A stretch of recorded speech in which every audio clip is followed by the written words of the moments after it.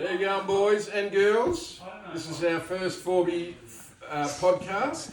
My car's currently 4 foot in a big, deep, muddy trench. Left there for the night, hoping to get recovered tomorrow. I'm from iThrottle. We do wicked four-wheel drive throttle controls. And here's my good mate Campbell from GrabTech, who does switch blocks.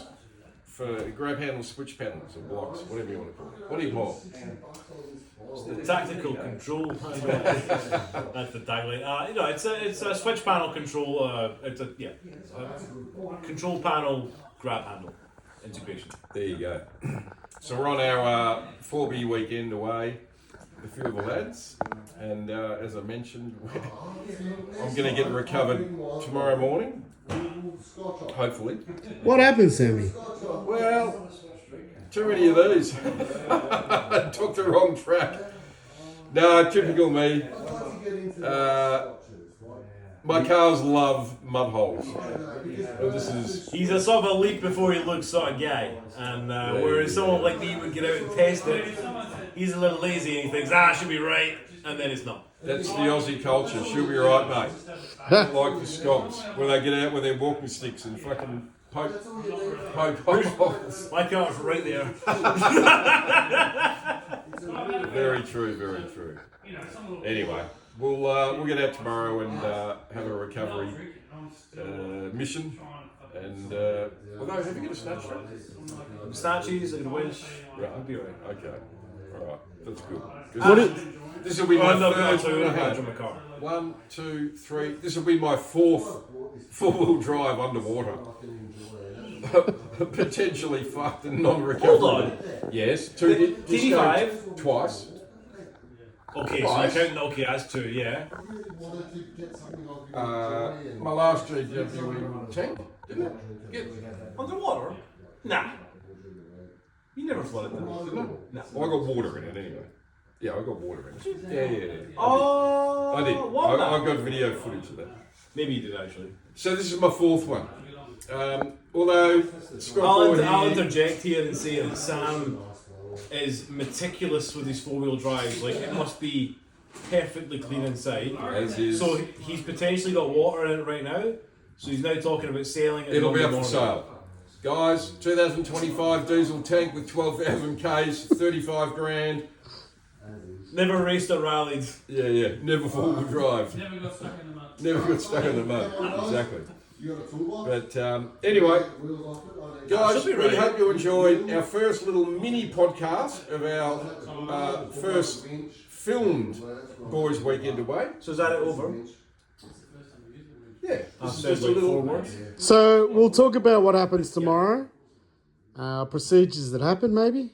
Let's start off because we haven't really done this yet. Why don't you just introduce yourself and tell us a little bit about your four-wheel driving history and where you live and what you do. And I know you said you do iThrottle, and that's okay. We don't need to talk about that.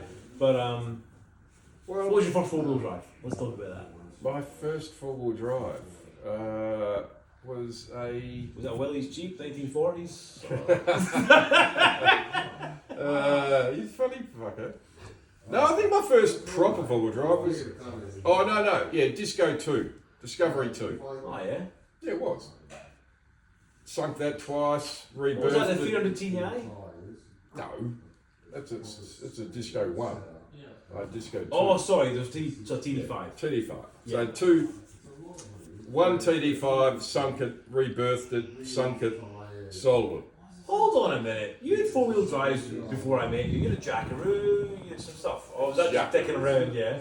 Going over gravel roads. Oh, no, okay. nothing serious. So first, you started seriously four-wheel driving after you met me then? Correct. Okay, I didn't realise it. Right, okay. Yeah. Because you talked it up like you'd done it before.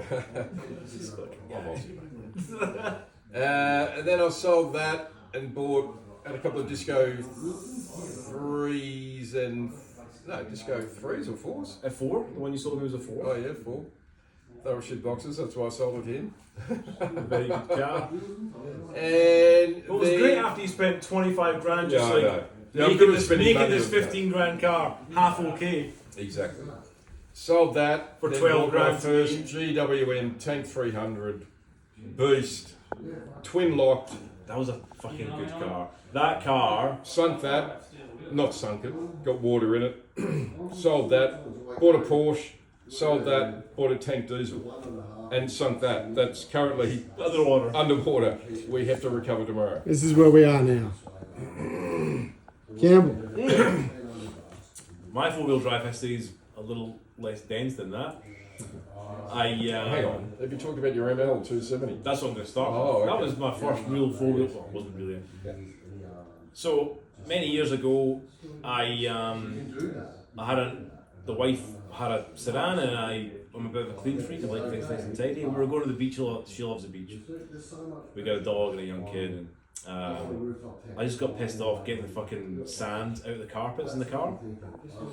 So I said, honey, I'm going to buy like a $4,000 or $5,000 car. It's going to be our fun car, camping, beaches, we don't care, scratch it, dent it, get it dirty, it doesn't matter. And we'll keep the other car nice. And that was the foot in the door for her, for your forward driving ventures thereon. Well, after. that was the foot in the door, yeah, it's got, yeah. So, So, bought the car, standard 2003 Mercedes ML 270 diesel. Mercedes. Total mum wagon, yeah. Well, it would have been back in the day, now it's just fucking sad.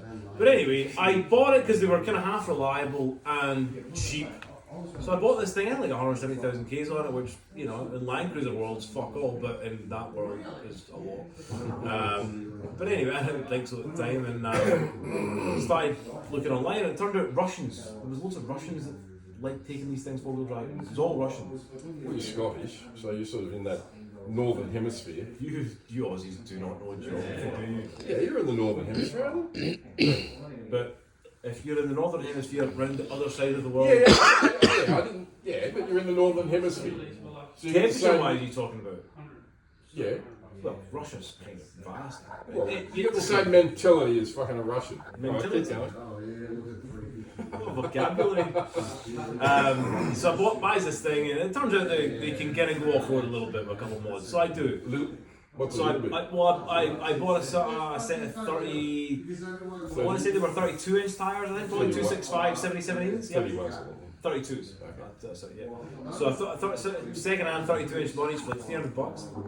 I then put a set of lift springs and different shocks in it for another $500. Put a awning and some light bar and some other bullshit on it. Cut the front bumper in half, so I've done a bumper chop in the front. Did it make you feel? Little Jurassic Park sticker on the guard. Oh, and I put the water carrier on the back. And did you put the fake ARB stickers on your King spotlights? that comes later. Oh, okay. Took four-wheel driving and then sunk it. Do you remember the day? I do. So he comes up with me four-wheel driving in Wombat and just sunk it like probably up to the door handles in water. Mind you, I parked my Mint Got 100 series. He had a beautiful green 105, and he wouldn't take a four-wheel drive and parked it and jumped in with me. Watched me ruin my European. Do you understand why? Well, you couldn't drive at that point. But yeah, that car had a gearbox rebuild. I'd done the injectors on it. It was a plethora of things that I'd done in that car. You know, money spent that we'd never get back. And it taught me a lesson: you buy Japanese cars. And so we got rid of that. And then it was, actually I didn't buy a Japanese car. We had a BMW sedan, and I said to my wife, you can have any car you want as long as it's a Ute. And she picked this Jeep Gladiator, which I was kind of happy about because it's kind of a cool thing. They were brand new at the time. It was a Rubicon, it was twin lock, disconnecting sway bars. I put little lift kit in it, just block lift front and back.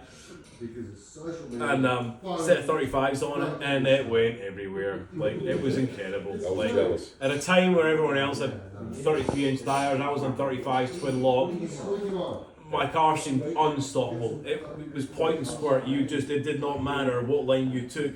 You could just sit back and let it do its thing. It would just walk up anything. I was commenting a few times, it just looked like an RC car, just, you know, flexing over everything. Like, it was a wild car. But that went wrong very badly.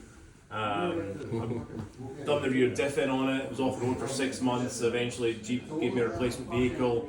A year and a half later, the rear diff went on that one. Another series of problems, and they ended up buying the car back off me. And now I find myself in a situation where I think I've had an $80,000 vehicle and I've scratched it and dented it and cried over it. I'm going to buy something cheaper, and I'm going to buy something I've always wanted. And I bought an 03 V8 Sahara, and I'm super excited. I'm just bought it last weekend. Haven't had a chance to touch it yet, but I'm super excited about. We're going to respray the whole car. The other business I have is a spray painting business, so that allows me to do things like that on the cheap. And then I'm going to build it into a bit of a tough tourer. I'm going to put 35s, 3-inch lift, and some other touring mods, and a bit of a stainless exhaust naturally. And then I'll be selling mine and being a passenger princess in the. You'll be a passenger princess for about a minute. In the 100 series. Or sell and buy another Porsche and get bored of that and buy another Porsche. Do you know what would be sick? They're very big in the States.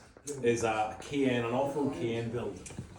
If you bought like an 08 facelift, so the first series, but the facelift. I like the downlift. Nah, you're wrong. Yeah, no.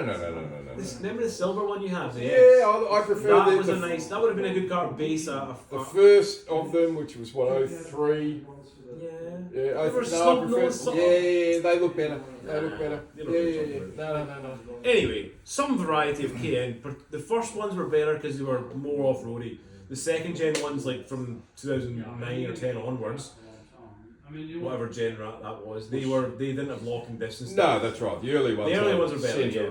And potentially, I think in the European market. And I think the turbos came with them, and that's actually the one you want because they're the stronger gearbox. If you can stretch a turbo, buy a turbo, because then it's just hilarious that you've got this sick vehicle with 450 horsepower, 350 kilowatt, whatever.